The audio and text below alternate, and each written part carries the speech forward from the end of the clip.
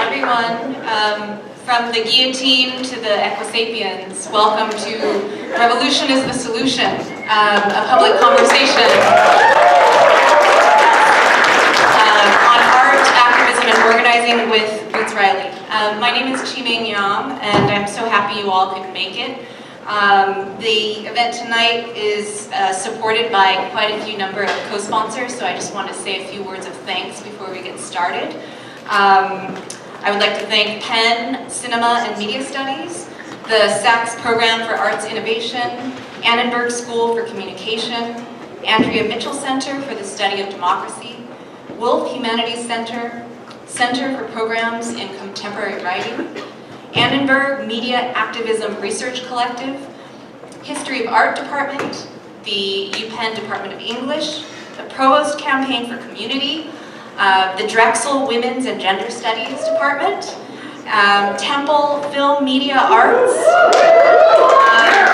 and I'd like to give special thanks to the Penn Socialists who've been helping out with the event, and also the wonderful staff at iHouse, including Patrick and Jim and Sarah Miller. Thank you all.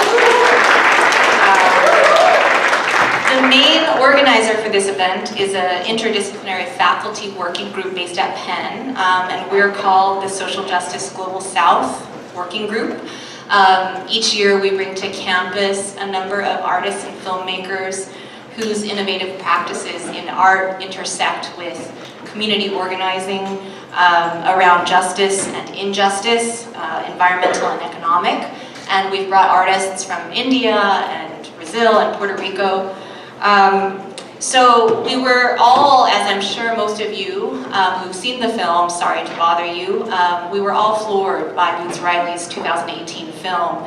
Now you wouldn't necessarily think of Oakland, California as being located in the global south, but we found and do find Riley's art and radical political commitments highly relevant to the kinds of questions about labor rights, human rights, and structural racism that are tied to global capitalism.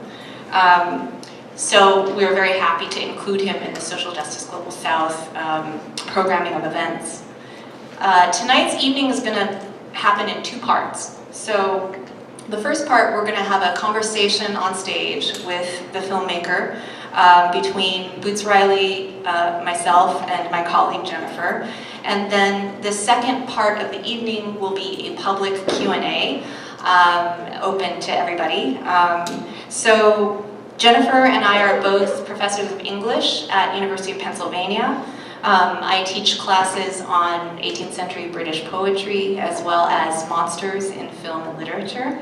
And my area of study and writing has to do with the long history of slavery, race, and globalization. And I'm currently writing a book on the early science fiction writings of Octavia Butler. Thank you. And I'd like to introduce my colleague Jennifer Ponce de León. Jennifer is an assistant professor of English, and she's also a faculty member in Latin American and Latino studies at Penn. She researches and writes about cultural production and left movements in the Americas since the 1960s. And she has a wonderful new book coming out in 2020 with Duke Press that deals with art practices in Argentina, Mexico, and the US, and it is called Another Aesthetics is Possible, The Arts of Rebellion in the Fourth World War. So thank you, Jennifer, for being one of my moderators.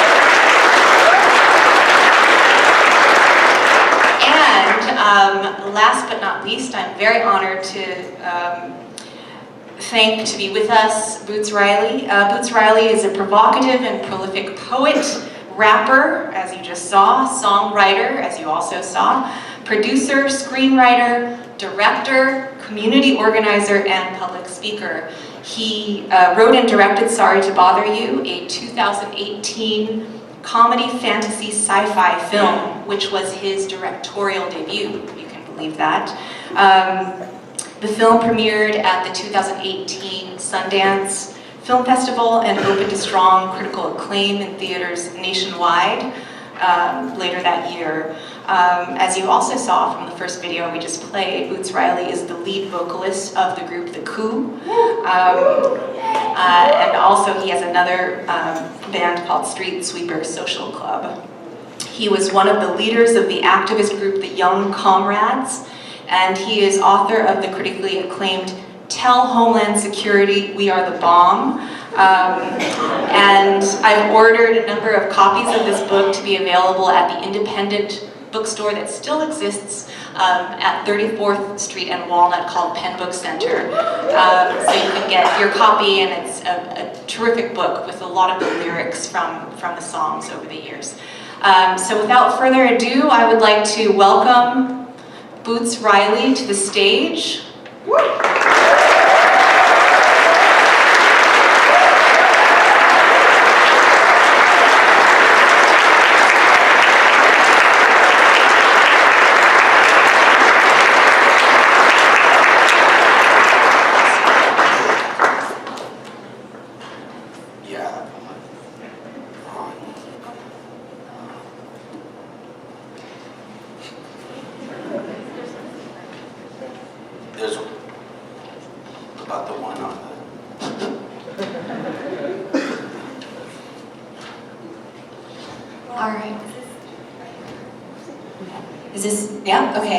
Wonderful. I'll go ahead and get started. I just wanted to, first of all, thank you so much for being here. I wanted to say that this is one of the things that makes your presence here, I think especially exciting, is that both you being here, but also your work has been an occasion for a lot of really great gatherings in this city and for conversations. There was recently a screening at the Institute of Contemporary Art, and a fantastic, sorry to bother you, and a fantastic conversation that came out of that.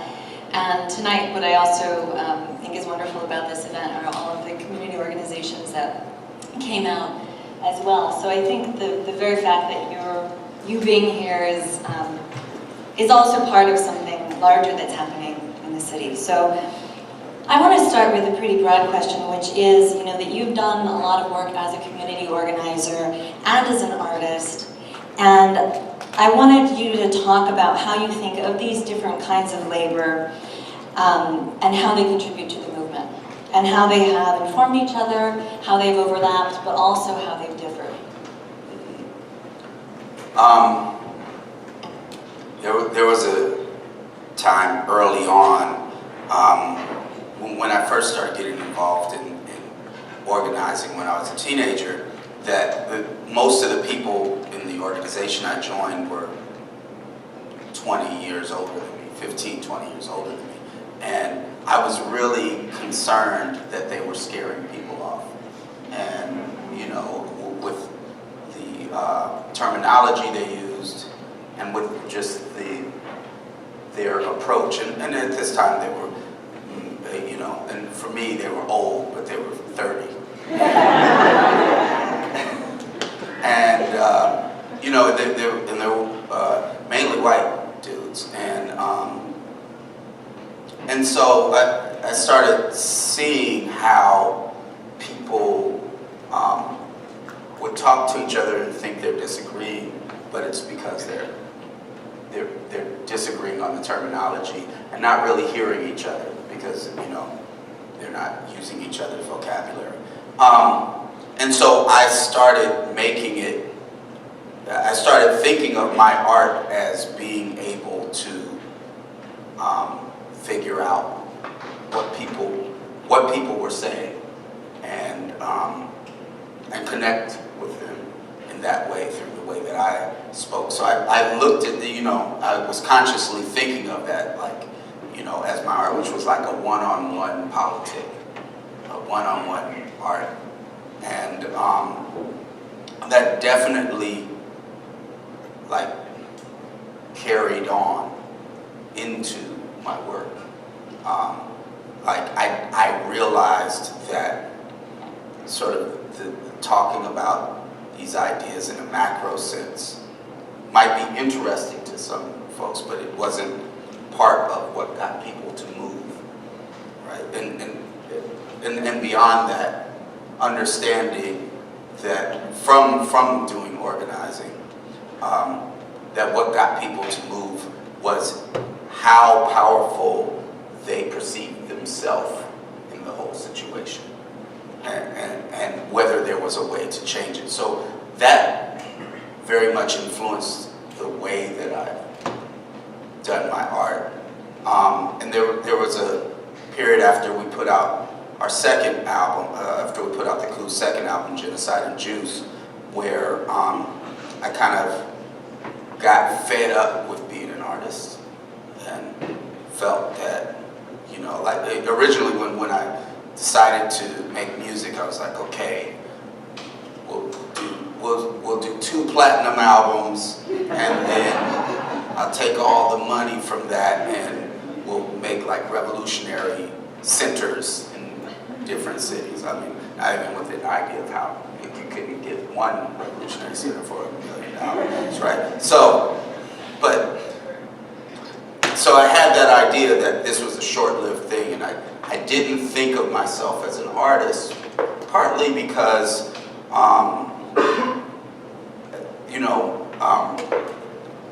the organization I was in had a critique of artists that is not all the way wrong, but is very rigid and so therefore is wrong in that way, but had a critique of artists in general as being elitist and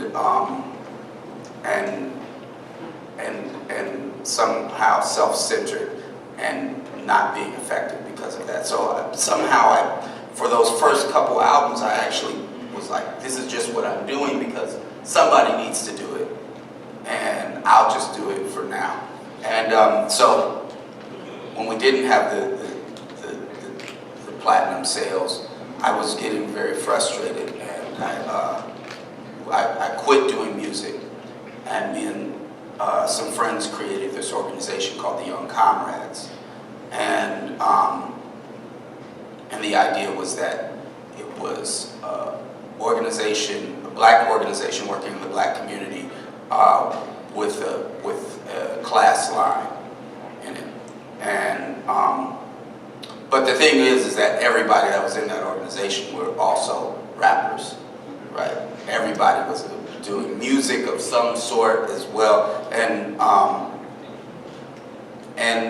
through that, through the campaigns that we tried to get done, I started getting a better appreciation for the role that art plays, because there would be this point in which you're trying to get someone to do something, or you're doing a campaign, and someone's view of the larger world comes in, right? To like, where does what we're doing fit in with what everybody else is doing in my town, or what everybody else is doing in the United States or in the world?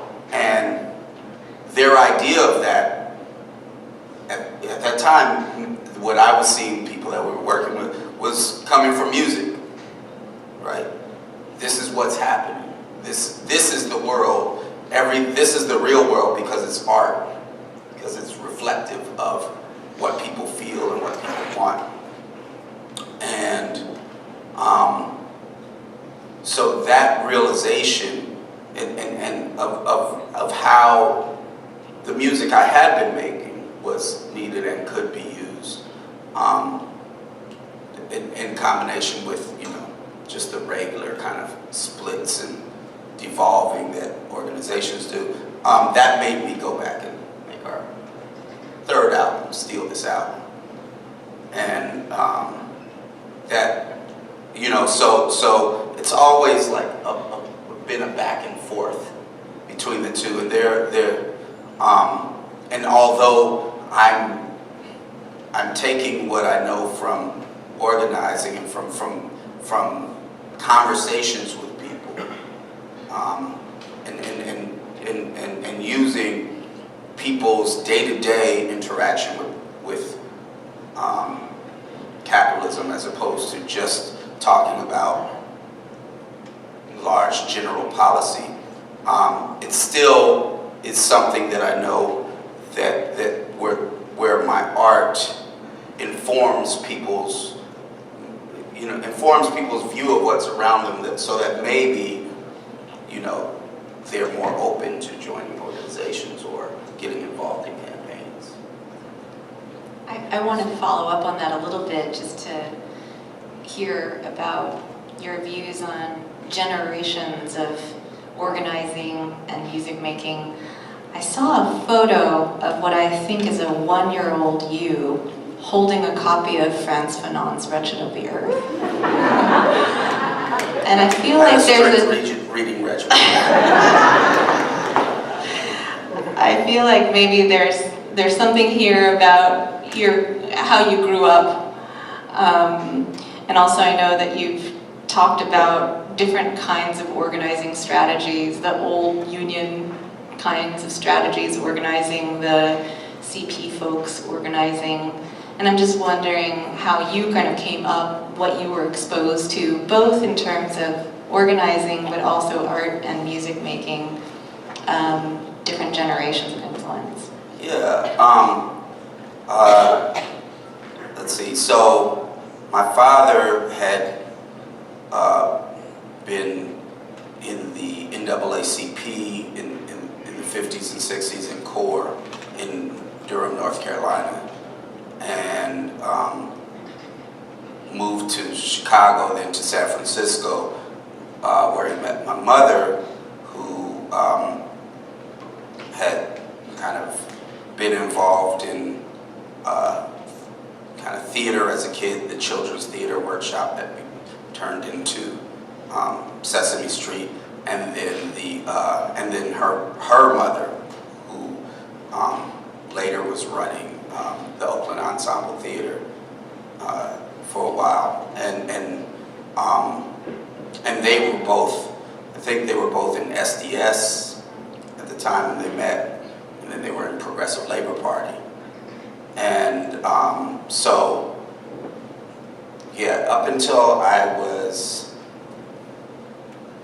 6 or 7, they were in Progressive Labor Party, but you know, as people have, they have times when they get burnt out and leave organizations. So by the time I was like 7 or 8, they were both burnt out from that. And I didn't, you know, I knew certain things were going on, but I didn't, you know, you're too young to really understand. But I came up, you know, they would have what I thought were just parties all the time, but it turns out they were meetings. And, you know, and some of them were meetings that turned into parties. And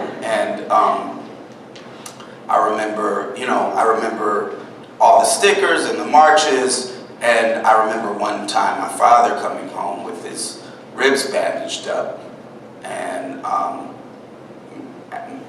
I asked what happened. He was like, oh, you know, we were fighting the Klan, and one of them got me with a 2x4 when I was looking the other way. So, but it was just, you know, matter of fact, and on to the next thing. And so my father later got more involved in progressive politics later on after that, after kind of having a period of not being involved in anything. And he came back and became a lawyer and ended up representing a lot of the Panthers and doing a lot of criminal defense, which he saw as an extension of the work he had been doing, and civil rights attorney stuff. So all of that was around me. And so then when I got involved in a later version of Progressive Labor Party, even though I didn't know exactly what was going on when I was younger, I knew that, you know, I didn't have parents that would be mad at me for being involved in something radical. So, yeah, that's kind of some of that history. I wanted to ask you, so when you recently won the Independent Spirit Award for Best First Feature, you used the platform of the award ceremony to denounce the US-backed attempted coup in Venezuela.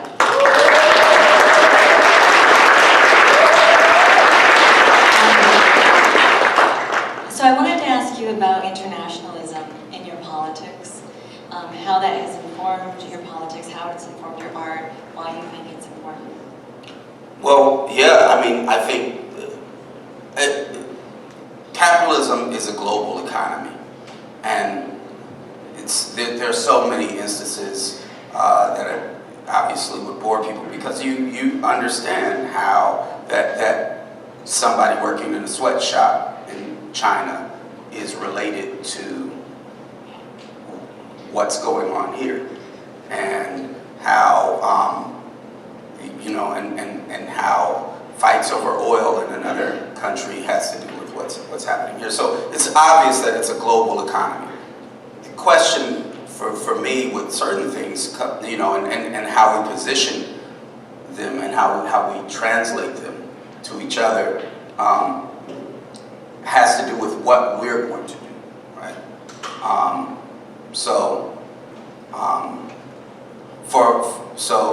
For all intents and purposes, in Venezuela, you do have a mass movement that used electoral politics as their main way to get into power, and there's critiques of Maduro to be had. There, just like any organization, you're never going to make an organization that doesn't have somebody doing something that needs to be critiqued. But the question is are we going to support mass movements of people who are trying to take power in where they are? And in Venezuela, they have millions of the poorest people who are in. This is just one evidence of them being in these collectives that are autonomous neighborhood collectives. Some of them are armed because they don't want to end up like the working class, like the left did in Chile, right? So some of them are armed. Some of them are study groups, are only study groups, and some of them work on issues around patriarchy. Some of them work on issues around around literacy. Some of them do all of those. But the point is that whether or not you agree with their movement, it's millions of the poorest people in Venezuela who look at Chavismo as their movement. And some of those people have disagreements with Maduro. They want another Chavista in. They definitely don't want the IMF policy dude that's backed by the CIA. And so, it's important for us to know, because a lot of this stuff is theoretical proxy for what we're doing here. A lot of and they get some of us sucked into this idea that this idea that nobody else can have, being in radical movements for a long time, there's always been this conversation that happens between folks that maybe are more on the progressive side or not as radical, which is a conversation about, well, why can't we just have elections and get things done? And here in Venezuela, you have a movement that used elections to get where they are, and all they have to do is say those elections weren't real. And I won't even get into all the details of how those elections were real and have been proven to be real, and and were called fake from the very first election that any of them got into in '99. They said the same thing they're saying now, which was that it was supposedly rigged. Yet many of those same folks that would agree, that somehow agree with no evidence that maybe the Venezuelan election might have been rigged, are up in arms if Trump says something similar here, like, oh, maybe the elections are rigged. They see how stupid that is, right?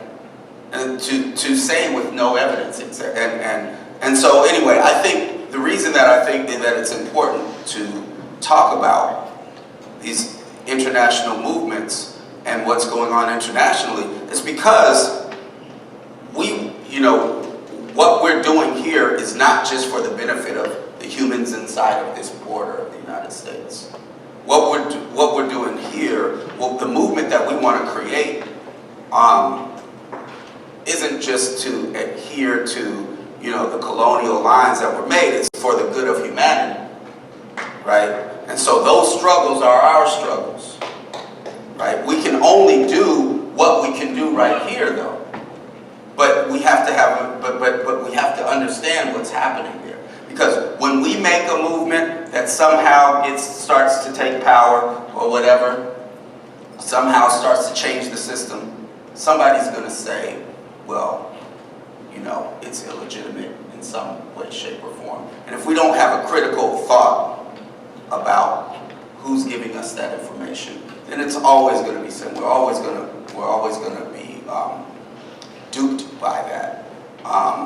And you know, it's frustrating because there isn't about some of this stuff. There isn't a lot of way. There aren't a lot of ways for people to get information. You know, the paper of record is the New York Times, who has supported every single CIA movement there's been since there's been the CIA, right?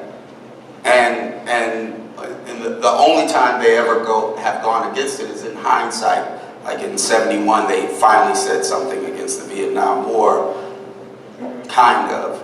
But after it was, you know, after they had been supporting it since the '50s. And so, but we're there. But we hear these things, and it all of a sudden seems new because someone can, you know, state something in a smooth, supposedly logical way and say, yeah, all these things you know about history, that's just in the past. This is not like Allende. Even though he was called a dictator by the New York Times, he was said to not have support. He was said to be, you know, he was said to be, you know, someone stealing money. All of these things, the same things. You can name anyone they wanted to get out. Gaddafi, same thing. They basically just use their Mad Libs, take out, you know, and replace the names and do it. And part of it is frustrating because I know that people aren't able to get the information that they need. And so if I'm in a position to spread, to point people in a different way, I'm going to do that. But also, I think the other side of it that I always have to remind myself is that part of manufacturing consent is to make us think that everyone is buying into the State Department's line, and to make us think that more people here are. And I've seen so many examples of that. So we were for our fourth album, Party Music, we had a cover of with the World Trade Centers exploding with the bass tuner, and that was like months before September 11th. And but because of that, I ended up being on a lot of national and international platforms, and going around the country touring. And what I found out from that was that at the same time as the U.S. was telling us that everyone was down for the bombing of Afghanistan, I'm not talking about the invasion of Iraq where more people came out and said they were against it, but for the bombing of Afghanistan, they made most people think that most of the U.S. was down with this. And it was all over the news, and we had a tour where we were opening up for an MTV tour that happened right after 9/11. And it wasn't going to be our crowd. It was this group called the Executioners who had hit with Lincoln Park at the time. And we were going through places like, you know, like the South, the Midwest, you know, Southwest Utah, and all that. And a couple members of my band were like, I'm not going, you know, unless you're going to promise me you're not going to say something against the bombing of Afghanistan, because we're going to get shot. Right? Like, there was this is what they showed on the news, was that everyone was down for the bombing of Afghanistan. And what I found was I did go, and I would stop the music every time it was packed house, people that weren't there to see the news, so they weren't politically aligned with us, apparently, supposedly. And I would stop the music and say,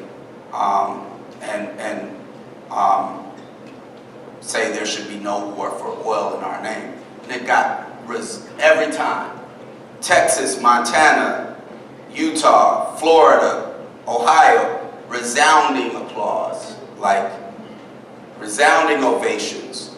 And it was only then that I started realizing, wait a minute, this is how they manufacture consent. Part of it is not just the stories they tell us, but who they tell us is buying, who else they tell us is buying these stories. And so, you know, although I'm saying that about what happens with what I think is public perception, I may be totally wrong. People may already take everything that the CIA and Trump puts out with much more of a grain of salt than what the media is putting out. Speaking of the smooth, logical, seductive voice that manufactures consent, I'm reminded of Rosario Dawson's speaking elevator. It's hard to bother.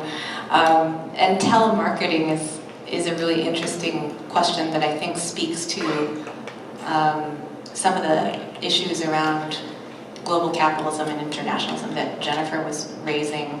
And I wonder if you could talk a little bit about your own experience. I know you worked as a telemarketer, right? And that was the inspiration for the film. But it also strikes me that this question of the disembodied voice is so powerful, the white voice, the overdubbing of the white voice. But especially given that telemarketing now is so much outsourced, right, to India and to Brazil and Dominican Republic and El Salvador, and raises a big question about how to globalize the union movement in the way that the economy has been globalized. So I wonder if you could talk a little bit about telemarketing and the question of voice as it might speak to some of these issues around alienation that I think you're getting at. Yeah, well, here's a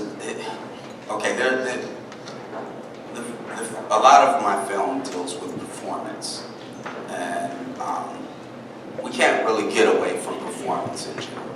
We're always performing our idea of who we think we're supposed to be. And sometimes, you know, like the benign version of this is, you know, how your parents told you to sit in a chair, or, you know, or saying something in a way that your auntie would have said, or whatever.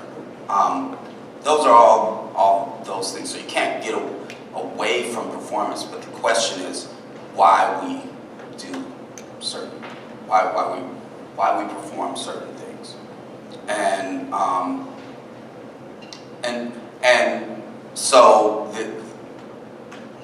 the question in the film, the question of the white voice, is one in which, you know, and I wanted to interrogate that of whiteness, because often we look at blackness or other people of color as, you know, as not the baseline, right? As this other thing that we have to figure out how to explain, and therefore making it seem less, in my mind, I think, making it seem less authentic than talking about what the performance of whiteness is.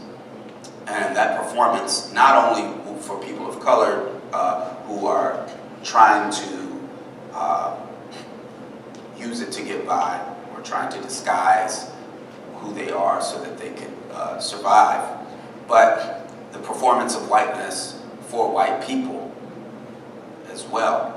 What some of these performances symbolize, and what those identifications denote. So what I wanted to what I put in there was the idea that that was actually the opposite. You know, so blackness, often racist tropes of blackness are you know, that people are savage, black folks are savage, that they're lazy, that they've got all these troubles because of how they were raised, or, you know, they need to figure out how to speak kindly to one another, things like that. And there's a reason for those racist tropes, and that is to make it seem like poverty is from a series of bad choices of the impoverished. Right? So, you know, in reality, capitalism must have unemployment. It must have poverty, because without unemployment, then then anybody can demand whatever wage they want. As unemployment goes down, wages go up in almost real time, and stocks go down. So you hear mainstream financial publications like Wall Street Journal and Financial Times, they worry about when the unemployment rate goes down. Unemployment rate goes down, and therefore you have, I mean, so you have to have unemployment with capitalism. You can't have full employment, so therefore you have to have unemployed people that need to eat. And so those unemployed people that need to eat are going to get involved in the illegal economy. And, you know, and there's no way around this. You have to have an unemployed surplus of workers to keep wages down. And so that unemployed group of folks are going to get involved in the illegal economy. All business, legal and illegal, uses violence to regulate itself, right? You can't have the hotel that's down the way come and build a golf course through here on their own because somebody's got the deed to this place. There are zoning laws along the way, this and that. But it's not just the paperwork, because the paperwork by itself, that hotel would be like, fuck you, we're still doing it. The thing is that they have a physical force to back up that paperwork. It's called the police, right? Police have guns. And so the police are the physical regulating force of legal business. Illegal business, they don't have that. They can't go to the, you know, court and say, Your Honor, I was supposed to be buying a key of cocaine. Clearly, this is half baking soda. I demand restitution. You can say, Your Honor, we're only zoned for 2 people selling dope on this block. This third person is going to need a special permit. Not doing that. Illegal business practitioners have to regulate business on their own. And a culture comes out of that because you have to be ready to do that. A culture comes from that. Now, you know, in the 20s when liquor was illegal, you rob the liquor store, gangsters come after you. Right now, you rob the liquor store, the police come after you. Oakland, California, 15 years ago, you rob the weed dude, somebody that's kind of like a gangster might act like they're going to come after you. Right now, you rob the weed dude, the police come after you. That's the only difference between the violence happening on the street and the violence happening that has to do, and the implied violence that keeps the law, keeps business regulated, right? There's a violent thing. Now, but to explain that, but that violence and that poverty is used against itself. It's used to say, look, these folks are lazy, dumb, savage, whatever. They've gotten themselves into this predicament. Because what else are they going to say? Capitalism must have poverty and crime and violence? No. They're going to say, look, these folks are doing it to themselves because here's the thing. They want to explain to the whole working class that their poverty comes from their own mistakes. How do you do that? You don't do that by telling the whole working class that your poverty comes from that. You say, look at them over there. Look at these black and brown folks. They're keeping themselves impoverished. They're keeping themselves broke. They're keeping themselves in misery. They're oppressing themselves. And that is the utility of racist ideas under capitalism, because then you've got the white working class also being like, oh yeah, that's right, they are like that. I don't want to be like that. I'm going to not make mistakes, and I'm better than them, right? But it's a way to explain capitalism as being something that you can overcome. Now, that being said, what's the opposite of those racist tropes? It's this idea that everything is okay, that you've got it all handled, that and it's this performance that's done, and that's what is explained that part of it is explained in the movie, and so there is something that happens with the performance of whiteness by folks of color, and I'm sure it's different for different reasons in different parts of the world, but because we live in the U.S., sometimes that performance is, as he did on the phone, simply and basically hiding who he was from the folks he's calling, the folks they're calling, so that they can make the sale. And some of that is, oh, hey guy, I'm just like you. And some of that is, I won't steal your credit card number, right? And so, people understanding what the racist ideas are and playing on that. Similarly, sometimes you're talking to someone in real life, in a workspace or in some other space, and what you are saying with your performance is, I'm cool, I'm safe, I'm not like one of the other people that you're afraid of. And so a lot of that, comes through in telemarketing, as it happens in other countries too, because there's also, there are all sorts of racist tropes about Indian folks that are out there that, would make people like, that if they believed what was on those movies, that they wouldn't, give them a credit card or anything like that. So there's a big effort done, not just to speak English, but often to make it seem like they're not Indian. And so it's part of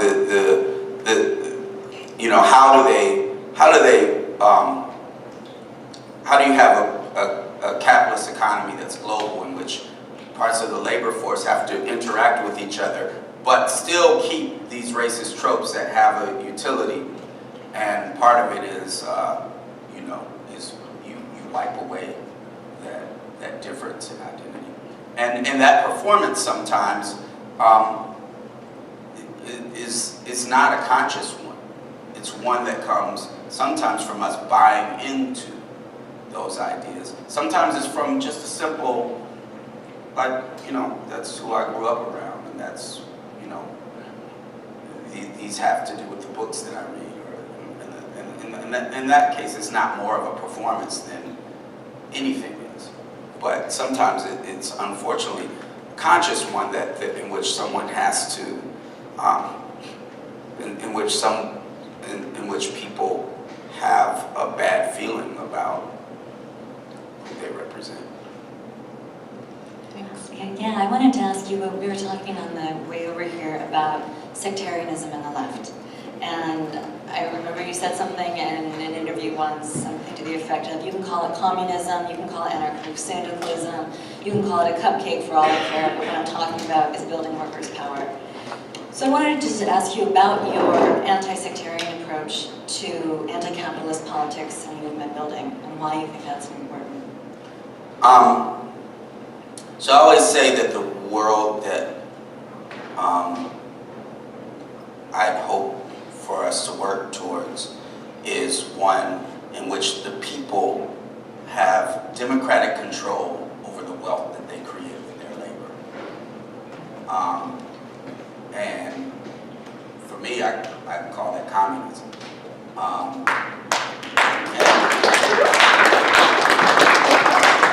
But that definition is not one that many people could disagree with. People should have democratic control over the wealth that they create. Oh, hell no, somebody else should control that.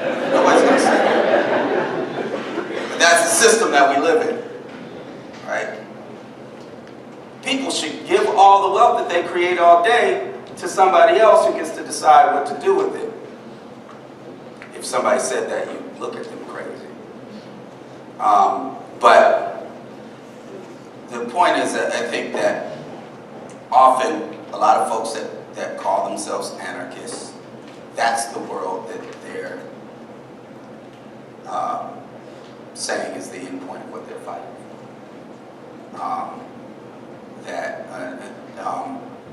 And that everyone has disagreements about exactly what's going to happen. Even within within one organization, there's going to be a lot of people with disagreements. And the reason is because we don't really know how to get there. We have clues about what's happened in the past and what we should do, but we don't know exactly what combination is going to work. And we should take a scientific approach, and it's not just like repeating everything that's happened, but really looking at how things work. Now, sometimes people veer away from looking at certain ideas. People veer away from calling themselves a communist simply because of anti-communism. And they're like, oh, I'm not that. I'm an anarchist. I'm an anarcho-syndicalist, or I'm an anarcho-socialist, whatever, anything. But the reality is that what we're talking about is communism. And I don't care, you know, if whatever you got to do to get in there, fight. That's cool. But what we should know is that whatever you call yourself, you are a child of those mistakes that happened before, right? You are accountable to what happened because all of those mistakes built where we are right now. And I'm talking about even the capitalist mistakes. That's what got us here. So we have no problem with saying, they shouldn't have done this in Philadelphia, 50 years ago or 100 years ago. This is kind of what led to this. And when we're talking about capitalism, but sometimes when people get into their sectarian things, they're like, well, that wasn't me, that was those people that made those mistakes. That's not me. Well, of course, none of us were here, right? But I think the difference is owning the critiques and owning and being wary of them. One thing that I remember in the Occupy movement, there was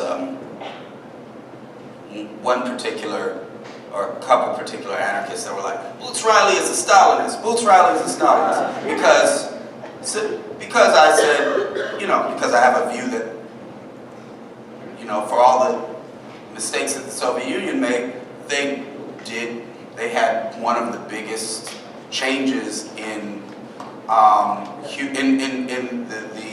the living situation of humanity that was able to happen, and was able to happen from the force of the people. So there's something to look at there.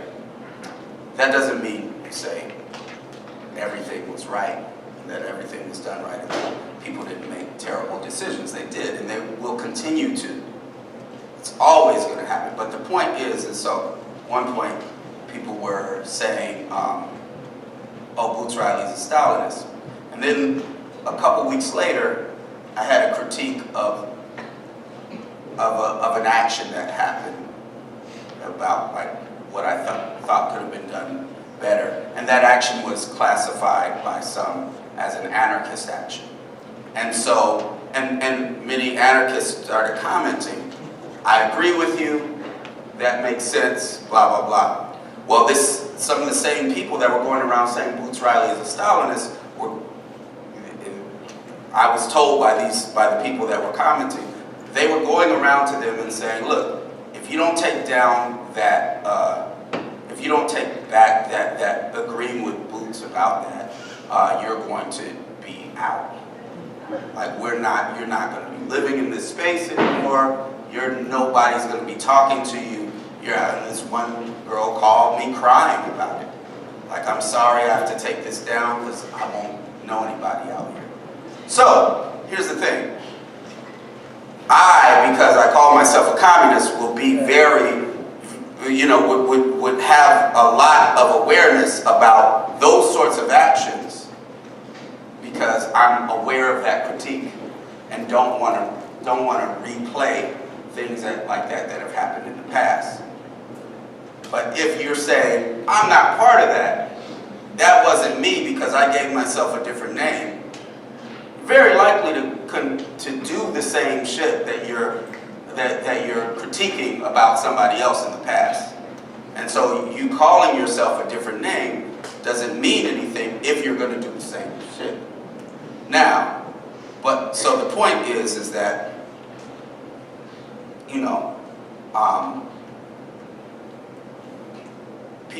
however people need to feel comfortable getting in there, but we should be clear about what it is that we're fighting for and what we can unite around. And I think that the key to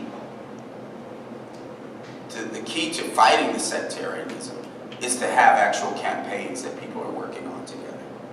Because that's one thing that I did see under Occupy that worked, is that you can sit around talking about what you disagree with, what you agree with, and all that kind of stuff. But until you have some reason to work together, then it's all theory.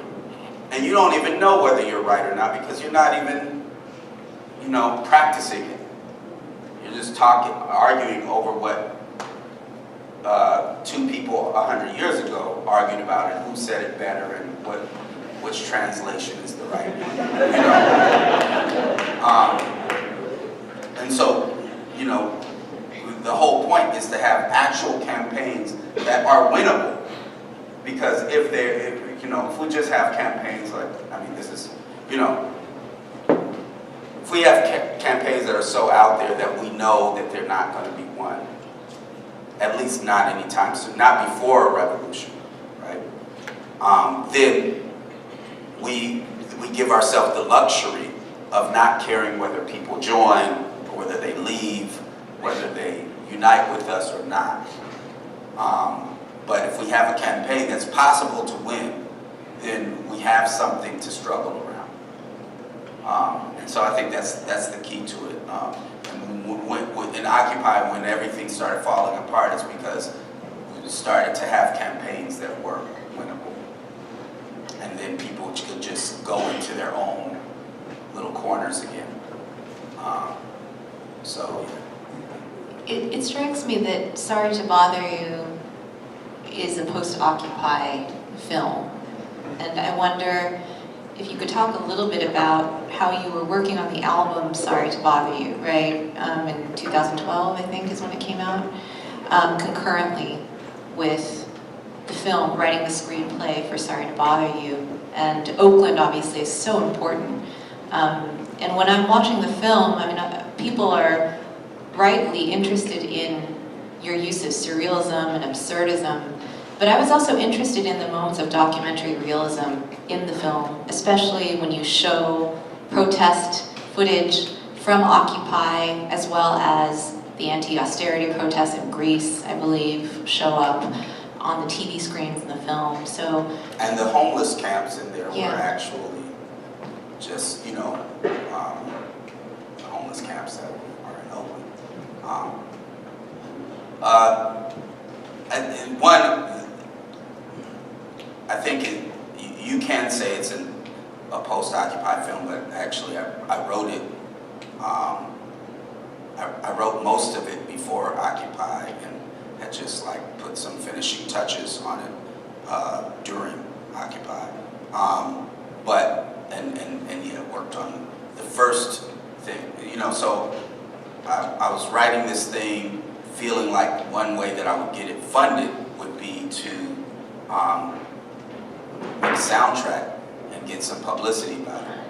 And actually, as I started writing the screenplay in the first place, I felt like, okay, I'll make something, I'll write something that I can do with $50,000 and make the album to it, and that way I can get the label to just give the promotion budget and make the movie with that. Well, after, you know, and in order to make it for $50,000, it would have to all take place within the telemarketing office. And, but after like writing the 1.5 pages of even the first scene, I was like, oh, it's gonna be boring if we stay here the whole time. And so it just kept expanding and expanding.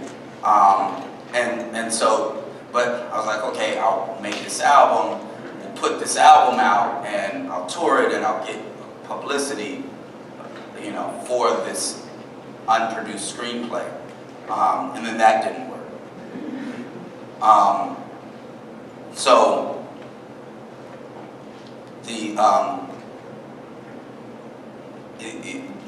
when I originally wrote the screenplay, I wrote homeless camps in there, but they didn't exist in that same way. They didn't exist visually before, because homeless people were squatting in houses that they then got kicked out of later, or they were evicted since then. So, you know, the homeless camps that you see weren't there in that way, but just over the course of the time of trying to get this funded, the world did the production design for it.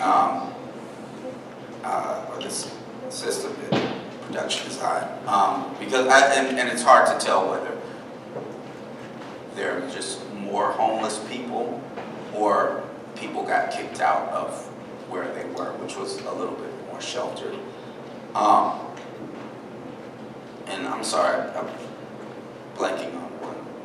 No, that's good. Yeah, I mean, I just wanted to follow up on that. Could you, as somebody who's been entrenched in Oakland's embattled communities for a long time, could you talk a little bit more about community politics and beyond struggles around displacement and gentrification? Yeah. I think it's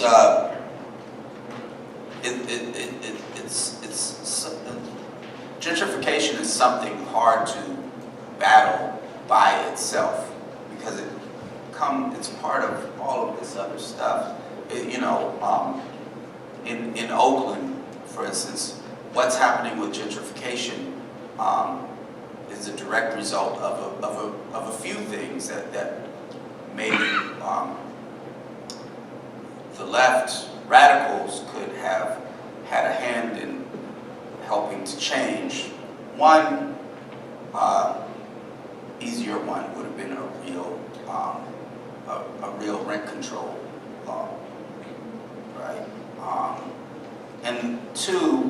would have been organizing around things that had the potential for more of a power base, and meaning organize instead of just so many people that I know got out of college and tried to figure out how they could meld their progressive politics with something that paid them something, right? And so what that means is working for a foundation, working for a nonprofit, and those nonprofits, as I said, have a lot of great people involved in them, but who are shackled by what the folks with the money decide are the parameters of what can be done. And often those parameters are, let's have a lot of stop the violence programs, which are have to do with the same argument. Let's, at the most, when it's dealing with something to do with economics, there are some job training programs.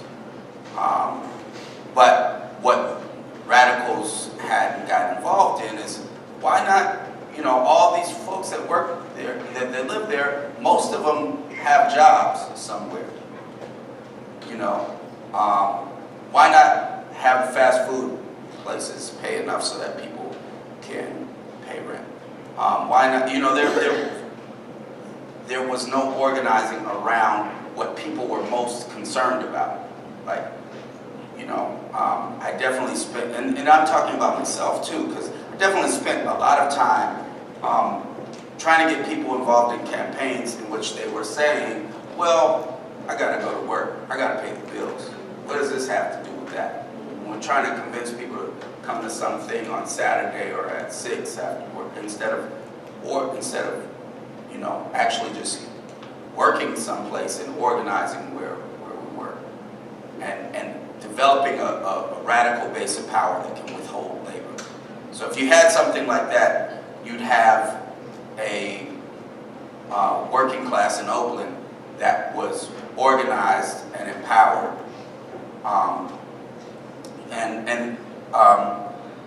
you could also have a housing movement that was able to unite with the building movements. There's a example. I mean, not the building movements, but the building trades. There's a documentary called "Breaking the Foundations" about this the Building Federation of Australia, or something like that.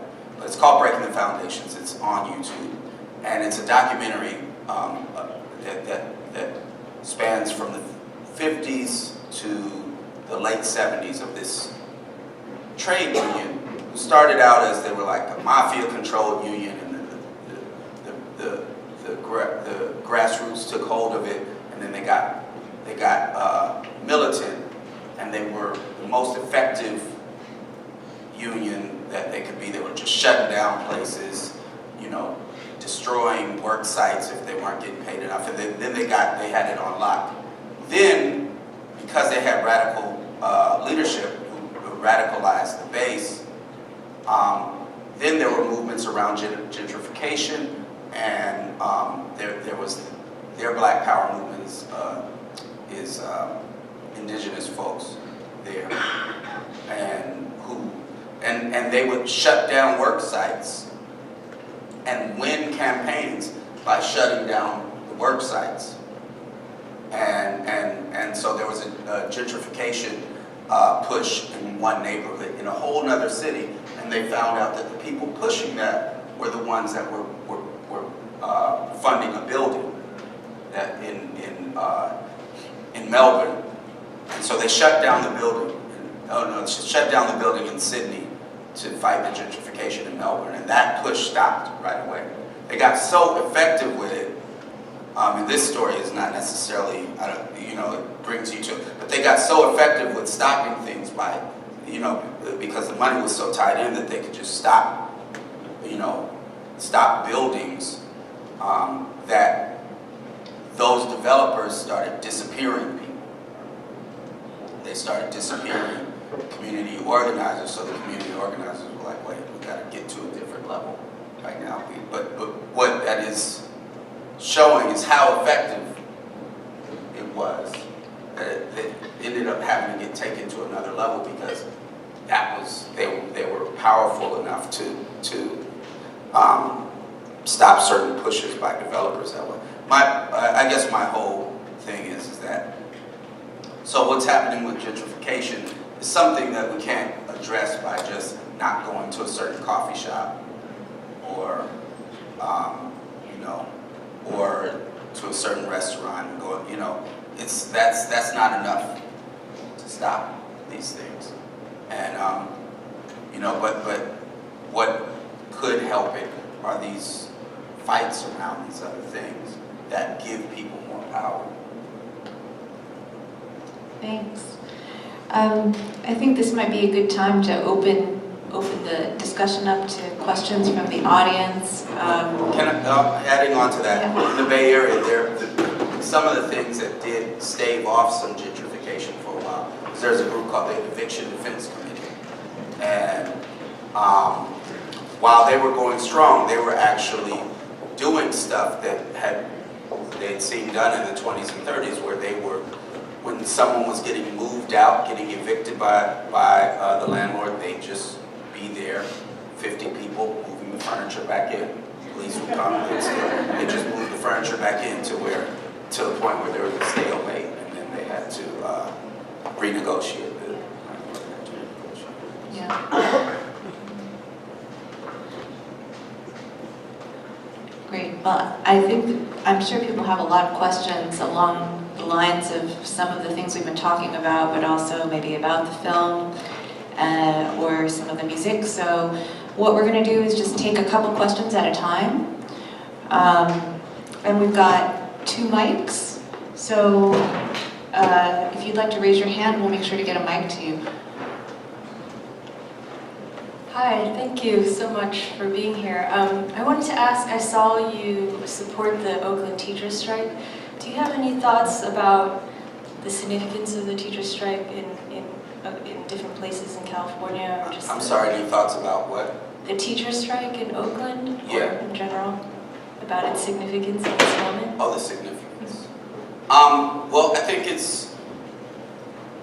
it's important not only tactically in and of itself for teachers to be able to get paid more, and for them the things that they were fighting for were, to have more support in the classroom, smaller class sizes. Those things are important not only to them as people working as teachers, but to education in and of itself. There's that's a very big power base that could shape how education is. But separately, it's also them going on strike is teaching the students something very important. Right? Often in school, kids get taught all of these facts that they're supposed to memorize, and sometimes get taught how certain things work, but they don't get taught about how to actually change things, right? So people leave school feeling very powerless and alone, and just like, even to the extent that sometimes some progressive ideas get put in there, some progressive history gets put in there. We don't really get taught how to change the way the world is. We get taught how it is, but not how to change it.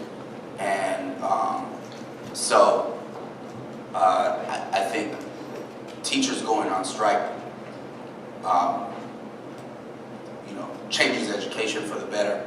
Also, it teachers should get paid, and it also teaches students how to fight. Teaches students how to fight, and it's also just part of. It's something that the community can come together around, and it not only teaches those students, but teaches the community. Great, let's get another question over here. Hi, yes, thank you so much for this talk. I have a question about the kind of the centrality of the performance of whiteness, and sorry to bother you, and how you approached it as a director.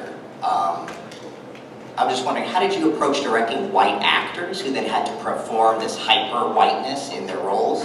And I'm wondering, did their initial approach to that performativity agree with how you envisioned it, seeing how you wrote the lines? Are you talking about the voice actors, Patton Oswalt and David Cross? Yes.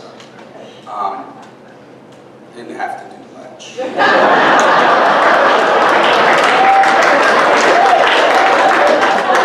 was like, I can't take credit for it.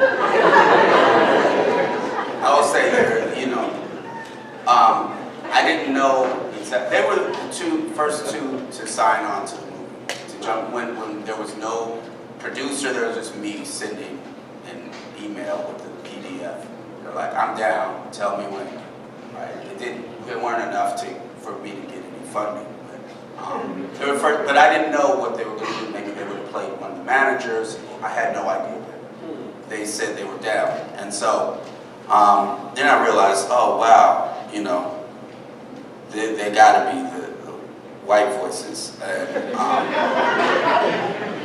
And so I didn't really know, you know, David got to the studio first and did his, and I was like, you're gonna do Cassius? He's like, okay, cool. And he was like, what do you want? How do I do a white voice? And I was like, and I said, well, just do. There's a character that they have on Mr. Show with Bob and Dave. That's the tofu guy. And it's like, just give me that guy, the tofu guy. And so he did that. Then, and then, like I said, I hadn't told them exactly what they were going to do, which voice they were going to do, and Patton showed up, and I think he assumed that he was going to play Cassius, and I was like, hey, no, you're doing Omari's character. He was like, oh, really? And he was kind of disappointed. He's like, oh, I thought I was doing Cassius. I said, well, it's like this. I realized that you and David Cross have two of the whitest voices. But David Cross is a little bit whiter than you.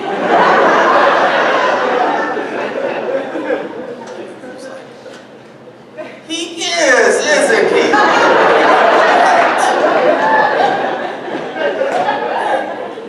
That was that. Another question from over here. But I'll just say that besides that character that David Cross does, that he already does, which kind of was a critique of whiteness of a certain kind, but Patton just did his own voice. So we luckily heard some of your thoughts about International. I'm over here. Okay. Okay. So would this be okay to then ask you for some thoughts about the current situation with Palestine, Ilhan Omar, all those kinds of things? Seems to be turning in an exciting way. Okay, so I can give you my general idea, but maybe it's time for you to tell why it's turning in an exciting way, because I don't know that right now.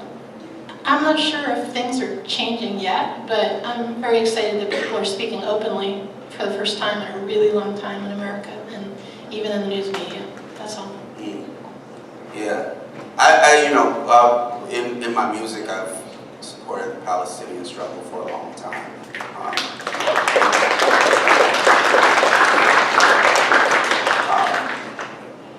BDS, all that was easy, no brainer. But at one point, and often when there's been a few times when artists were going to break the performance boycott, and I'd been asked to go talk to them. They did change their mind when it was presented to them in a certain way. But one time, one of our old manager that was my manager when we had Steal This album, he also was the dude that produced a lot of those Tyler Perry plays, and somehow ended up at the White House in like '99 with the shirt that said, "I slang rocks but Palestinian style." And I'm told he had to take the shirt off. I mean, that just made me think of that. But I don't know enough about what the new terms of events are. So if somebody wants to give me something that I can read about it. I will say that I was asked, one time I was in Athens and walking down the street in Greece, and Medea Benjamin just turned the corner. And she was like, we're about to go on this ship right now to Gaza. It was after they had their shooting.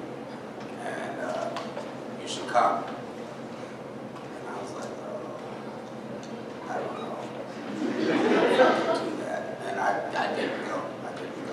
It's not a, that's just like, wow, do I want to get on this ship that might get shot up? And that's the luxury that we have, But but I think Medea went on. I don't know if that ship got through. Yeah. Huh? They don't need to wait. Yeah. Okay. Let's get a question. Are there any questions in the back? Could we?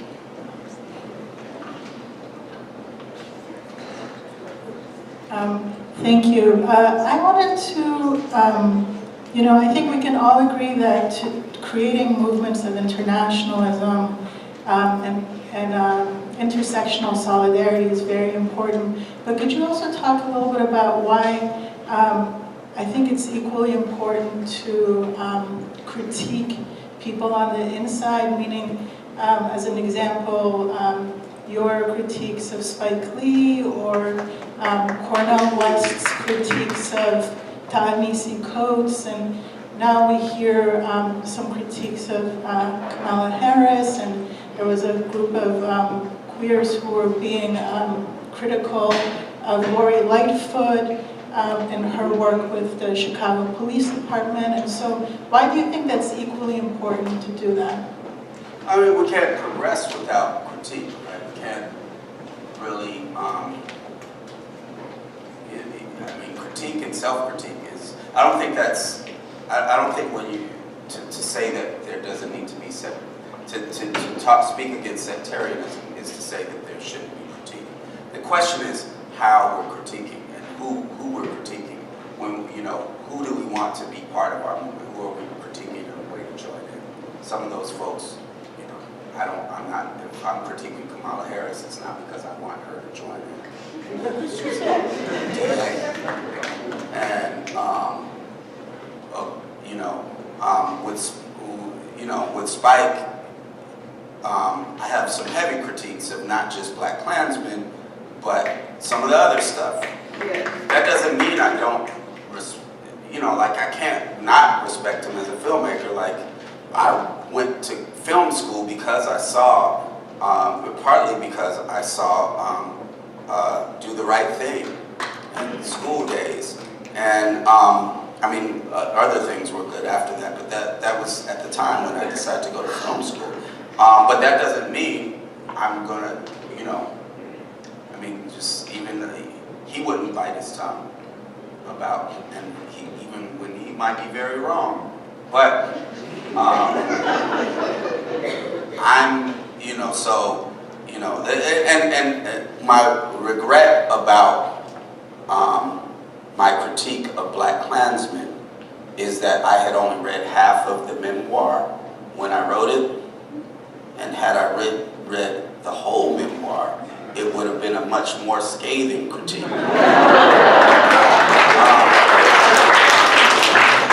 Because with this dude, and here's my thing, I think Spike only read the script and hadn't read the thing. I'm going to give him that benefit of the doubt.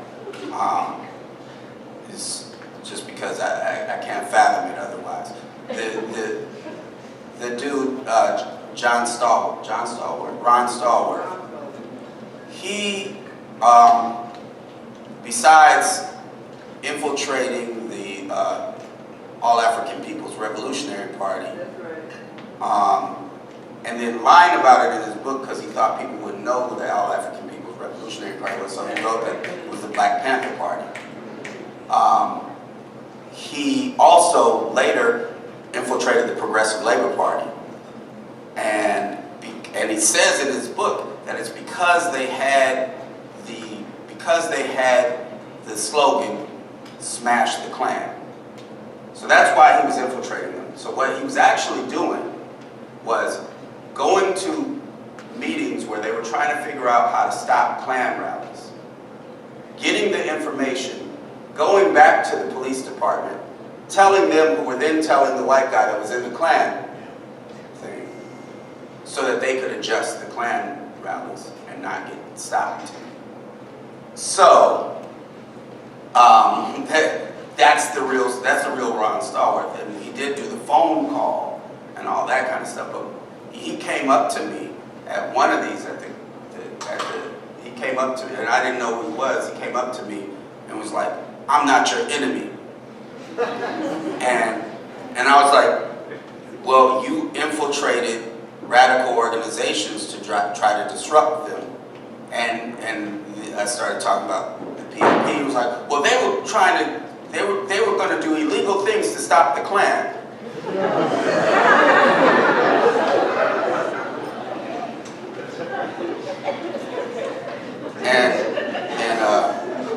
No, it was funny. And the police connection with infiltrating the KKK has never been to disrupt the KKK, as far as we know. There's no evidence that that's been that. But what we do know is that from the reports of when we do have evidence of them infiltrating the Klan, like what happened in the same year that story was happening in 1979, the same year that Ron Stallworth was infiltrating, or his partner was infiltrating the Klan, that in Charlottesville, North Carolina, was that it? Greensboro, that the police and the FBI and the KKK coordinated a citywide 20-minute coffee break at the same time as the Communist Workers' Party was doing a demonstration against the Klan, so that during that coffee break, the Klan could come by and murder people without weapons. And we do know that when the FBI infiltrated the KKK in the 60s, one of them murdered, posing as a Klan member, point blank murdered an organizer, a radical organizer, in her station wagon. So, big questions as to why you would choose that story and then not only choose that story, but then make a narrative that tells you that the police, make a narrative that tells you that the police are the leaders, are some sort of leaders in the fight against racism.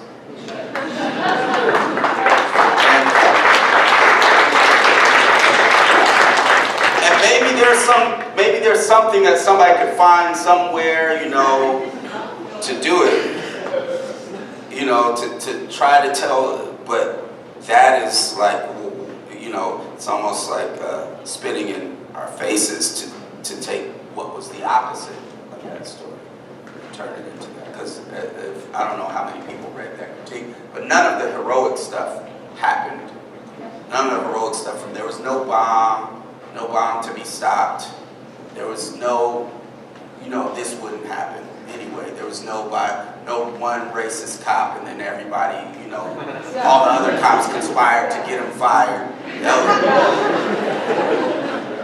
But the thing is, some kids are going to watch that and think that that's how it works.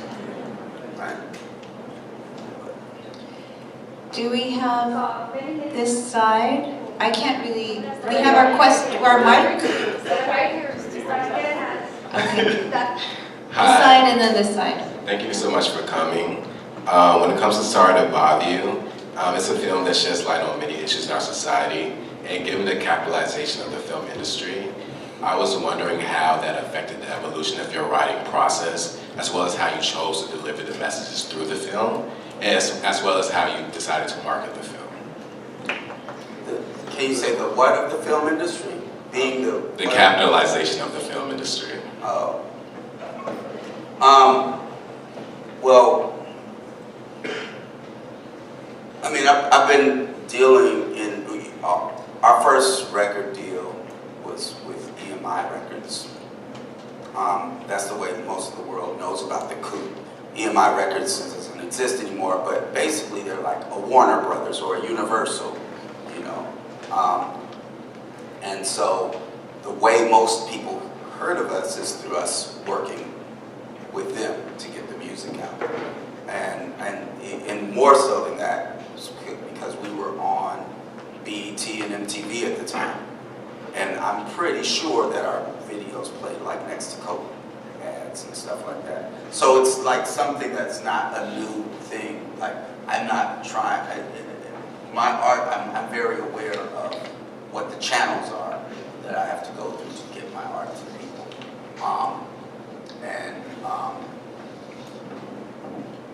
At the same time, I know that if I'm hyper aware of like markets and stuff like that, sometimes who those markets are, like with music, they're like, oh, these kind of people listen to this music, this kind of people. Even inside, you know, inside of rap, there's all like, these kind of people listen to this kind of rap, these kind of people listen to that. And you can start being really mechanical in what you do. And when you start doing that, it really, just on an aesthetic level, it doesn't work, it doesn't feel real. And for me, because what I'm saying is something that isn't always said,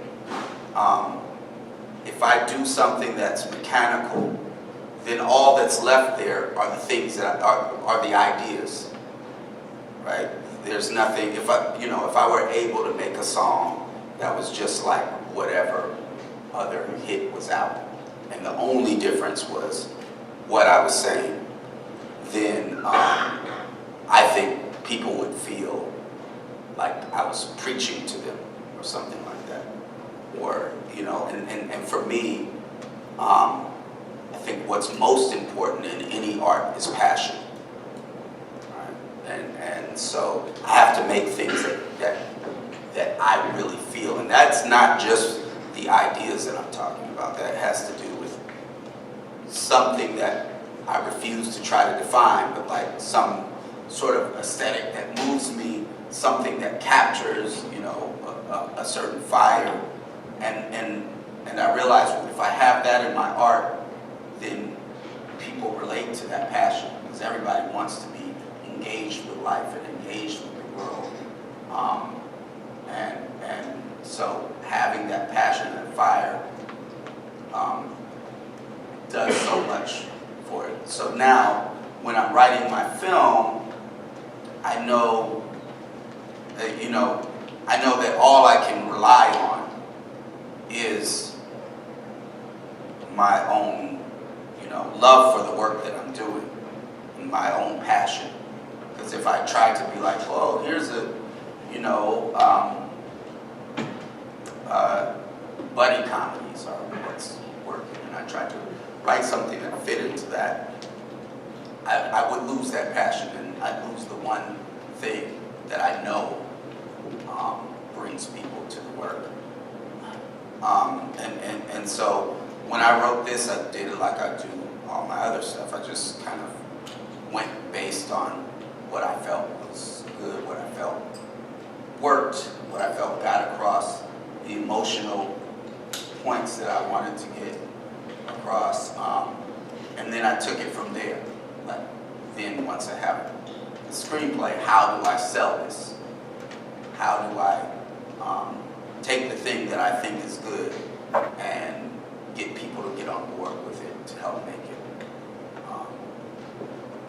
Is this, I don't know if this is going along with what. Yes, definitely. Thank you so much. All right, let's go over here. Do we have a mic? Hi, and thanks for being here. I wanted to shift the conversation a little bit back to police. Personally, I call police violence workers. I think that's kind of a good name for them. And I wanted to know about the effects that you've seen of policing in Black and brown communities in Oakland or other places, and what role, if any, do the police have in like Black and brown communities?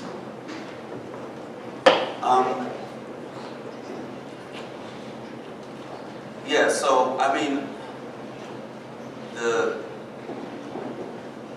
what we were talking about before, where capitalism breeds poverty, and out of that poverty, often people have to get involved in illegal business.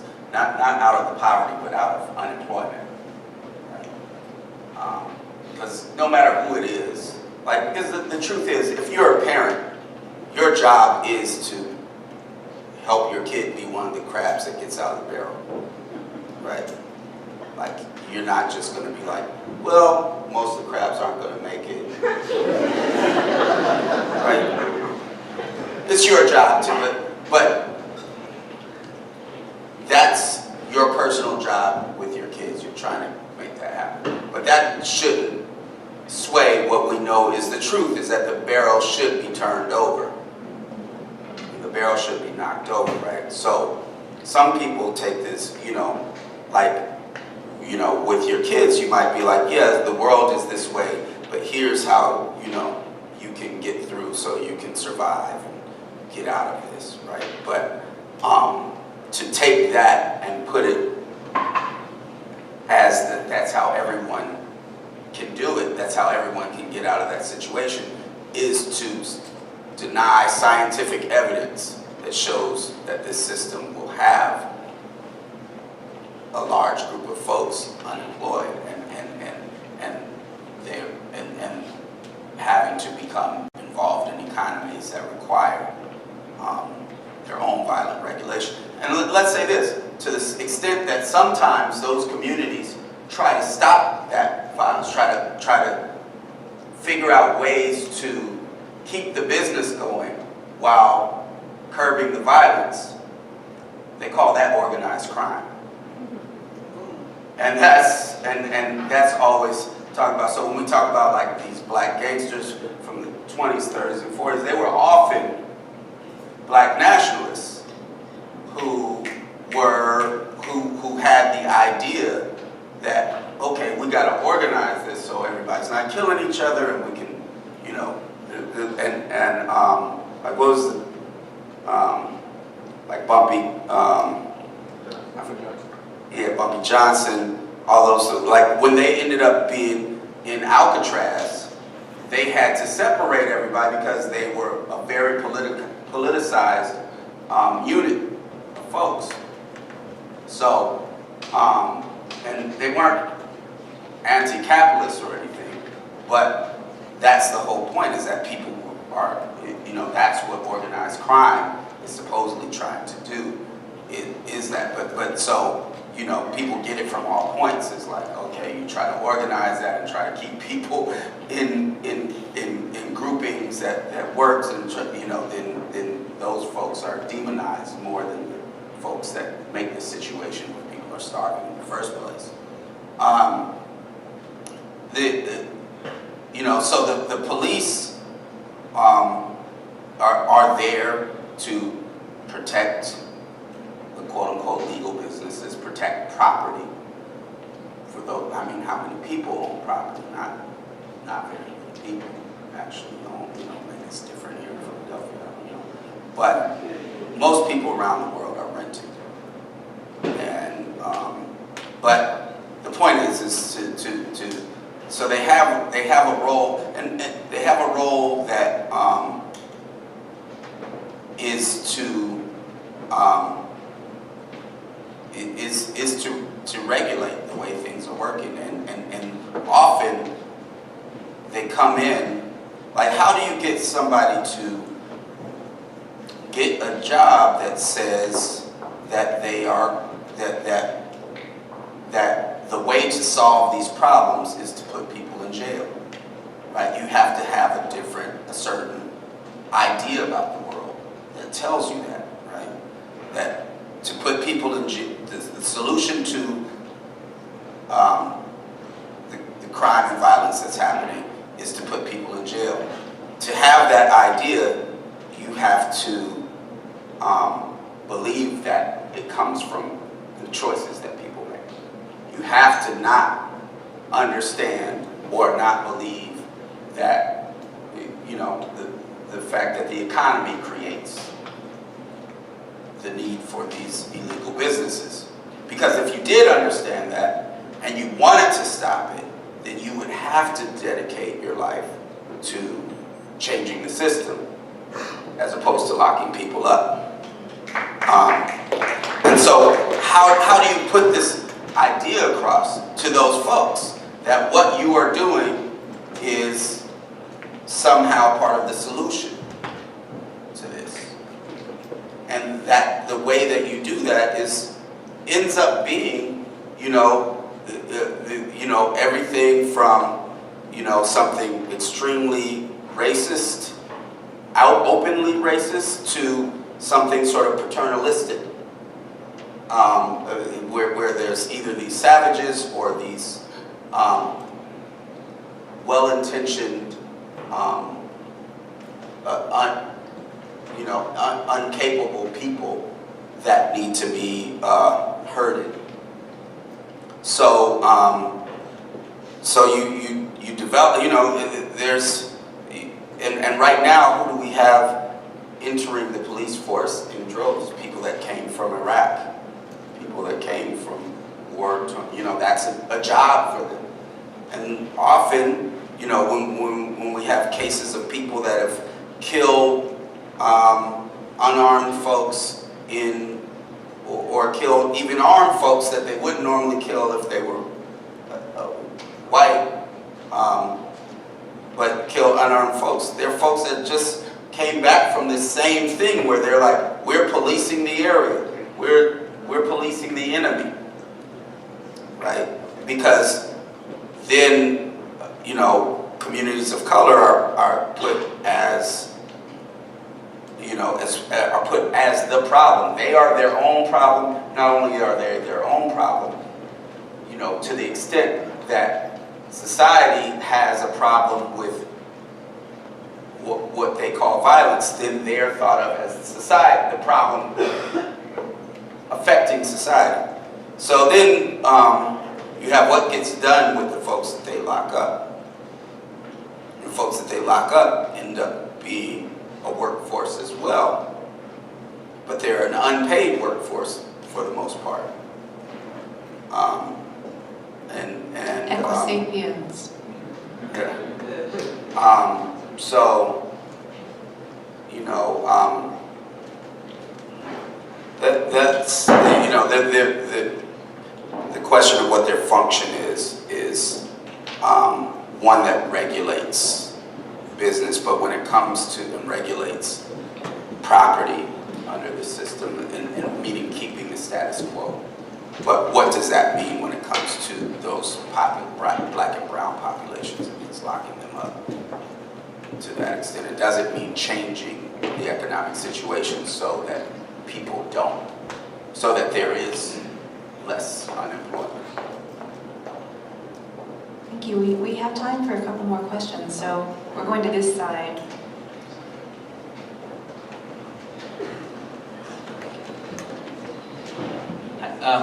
So in my view, I think operating in the radical side of change, it's easy to get disillusioned because we know how much work has to be done in this space.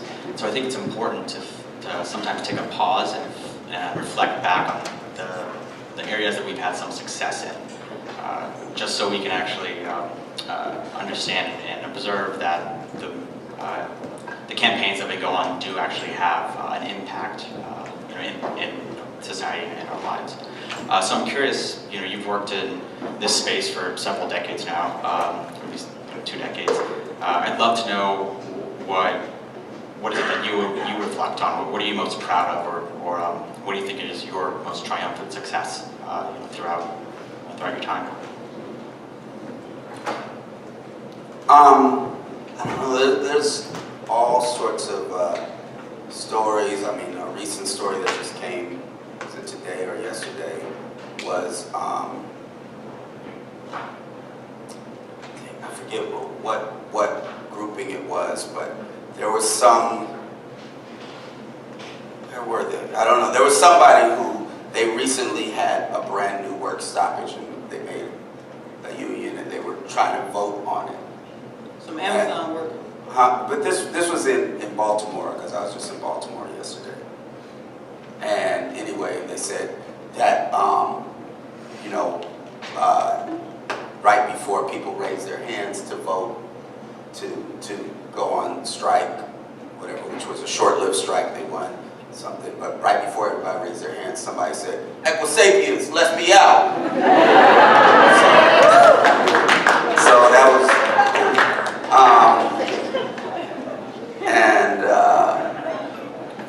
then there was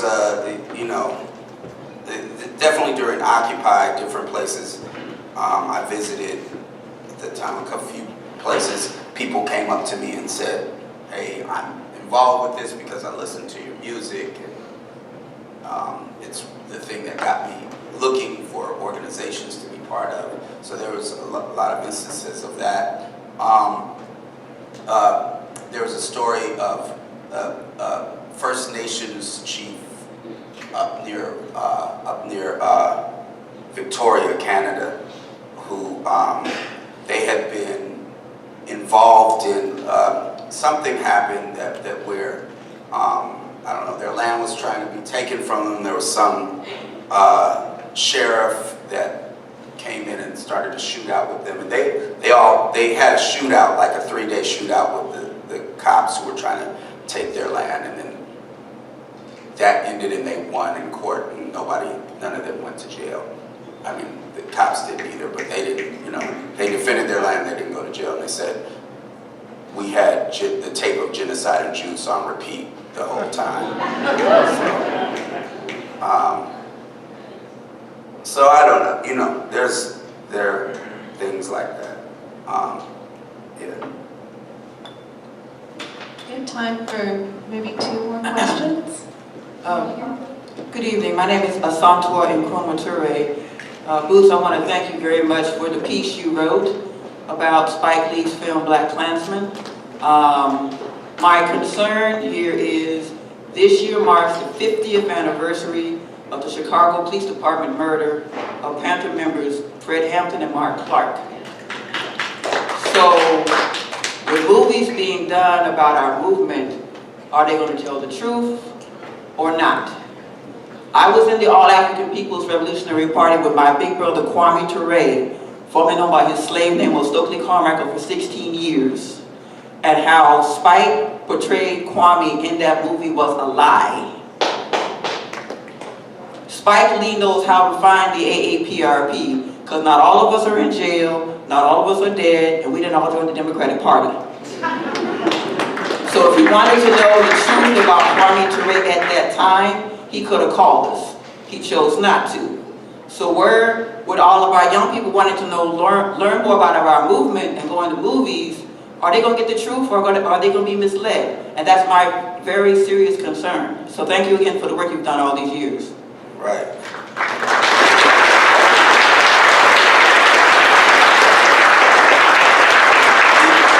The answer to that question has partly to do with the filmmakers. I haven't seen the script for the Fred Hampton one, but I know Ryan Coogler is producing it. However, his uncle is Clarence Thomas, not the other Clarence Thomas, who is a black longshoreman, black radical longshoreman, who and definitely knows what's going on. And then Fred Hampton Jr. at least has been part of the talking to them about it. So that's what I know about it. So let's see, let's see what happens with it. I don't know.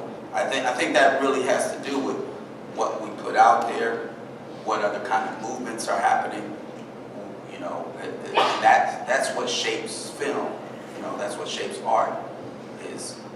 Are there real, part of the reason that it was seen that, okay, this might be a film that could work, where the people were like, well, maybe, we can put money behind advertising because people will go see it, has to do with the fact of where movements are at, what movements are doing. So it's all a back and forth of that, but yeah.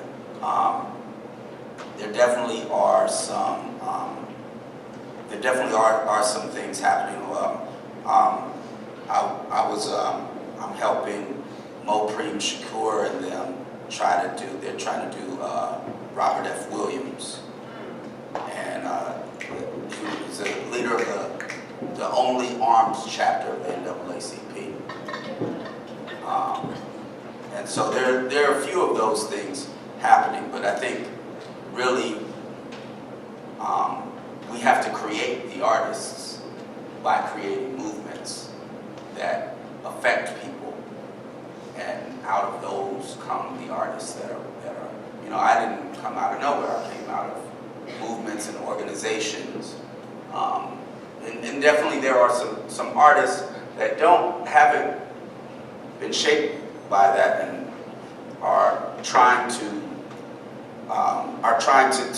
use their art to do something.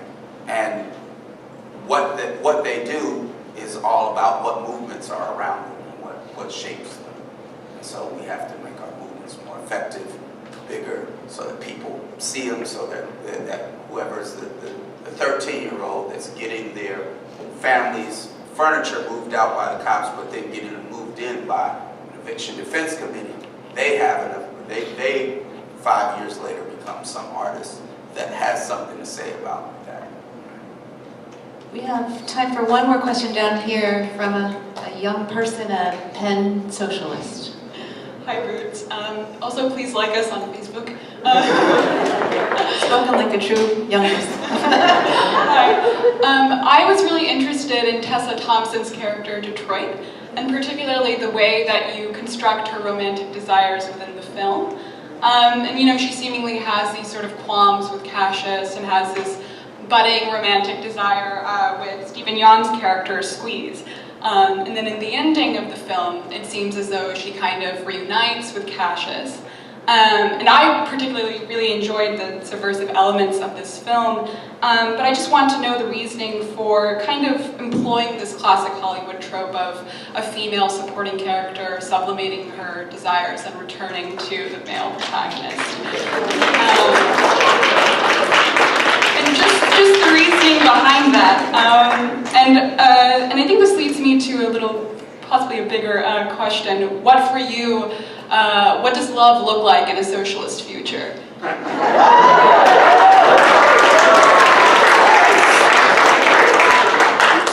So to go to the first part, I set up a thing where I basically made it so that Detroit is someone who has sex with who she wants to have sex with. Right? She's not, because she's having sex with somebody, it's not because she wants to run off and get married to them, right? Which would be the thing, which would make it okay for some people, for her to have messed with Squeeze, is if they end up together, right? Because women can't want to have sex without wanting a relationship, right? Right? So, if I had done that, that's what I would have been saying, right? But I'm just asking, like, what would have this film look like if she didn't have a romantic partner at the end, or a social partner? It would have taken more time and development with her as someone, as far in the film, it would have had to have more time with her. In this case,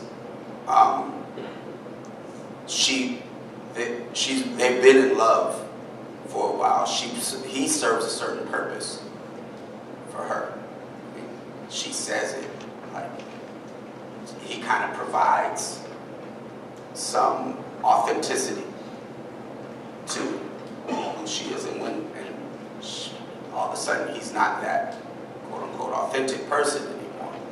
And there's a lot of other, like, obviously and he starts doing something that she detests. It takes her a while, like it really does in real life, like for someone to figure out that they don't want to be with someone. So for me, the back and forth and that seems like it's not justice in a story.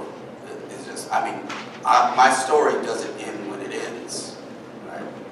Because for it to have the surprise ending that it had, there was something, necessary to build up to this, like, oh, it's about to be,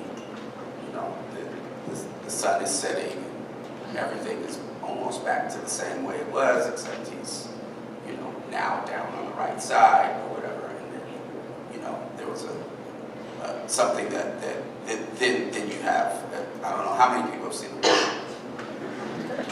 Then you have him turn into Echo Sapien at the end. So I needed that push and pull as part of it,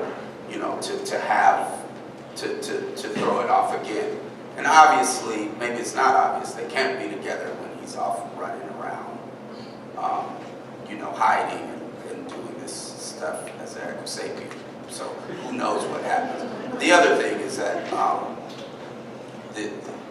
the other thing is that I felt like with the relationship that they had set up without the problems that she found with the person that she had been in love with, that it would have been too easy to just be like, oh, I had this decision, now I made this. And I didn't make the relationship abusive or anything, which could have happened, but then it would have took a lot more to do that. So it didn't make sense to me for, and it did, like, to figure out what was, where they were at, how they talked about that. And I could have had a longer discussion where she's like, I'm still feeling this way about it and that, and it would have taken, you end up figuring out a balance between what you want to say, what you have time to say, what will work in different ways. Like, so for instance, there was a longer debate thing between her and Squeeze, like when he was spinning the sign, and we filmed it. It just didn't work. It didn't. People were checking out of the film, and it just has to do with how we executed it, and it has to do with sometimes things like that don't work, and so we cut that down, which gave which changed the story a little bit. So I think that's just it. Is that I wanted to make sure that it wasn't just that she went with Squeeze, and then because I wanted that to be mainly sexual, but also she felt an affinity towards him, with his politics. But he also had said that, that he moves place to place, like he's, going and insulting some other place now. And so that was a choice I made. But I didn't see it as the same thing because I exploded that ending. Well, maybe I'll read just a couple of words from James Baldwin that I think speaks to some of these. In his writing on mass culture and the creative artist, James Baldwin wrote, "Mass culture can only reflect our chaos, and perhaps we had better remember that this chaos contains life and a great transforming energy." And I think you've brought a wonderful transforming energy to us, Boots, and thank you so much for joining us.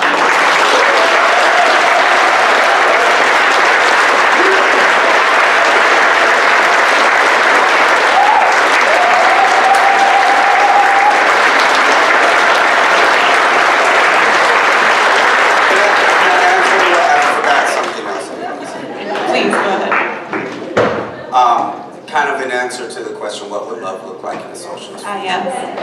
The small question that we can end on. I mean, how much of what we do in relationships are tied to how does this work for my future? Like, how does this help me keep a roof over my head? And who is going to watch the kids? And who is going, where are they going to grow up? Where are we going to? So much of relationships are guided by those. I think that if we had a world in which everybody was guaranteed, you know, a place to live, and guaranteed that, you know, education, guaranteed, and because of that, you have childcare and things like that. I think that people would, that in itself, beyond what we, you know, because we can talk about, like, there should be, that people should be able to love whoever they want to, and polyamory and all of that kind of stuff, but that it takes a lot of time, a lot of arguments and talks and shit.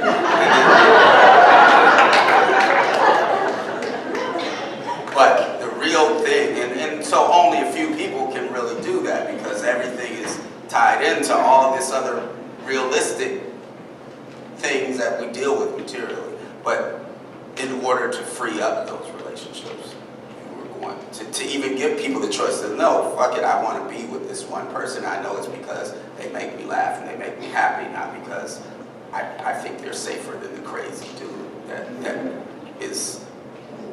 gets me excited but may not be able to keep a roof over our head or whatever, or the crazy girl that, you know, is, you know, spending a lot of time on their work instead of kids. You know, all these things are guided by material things in the way that we're surviving. So if we were freed up on that level, I think that who people fall in love with would have the chance to be more in line with who makes them happy and who they want to make happy.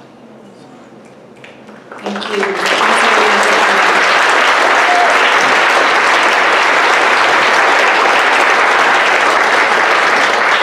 On your way out, there's also information from the various groups that we're tabling earlier on. So if you walk out this door, you can please grab stuff.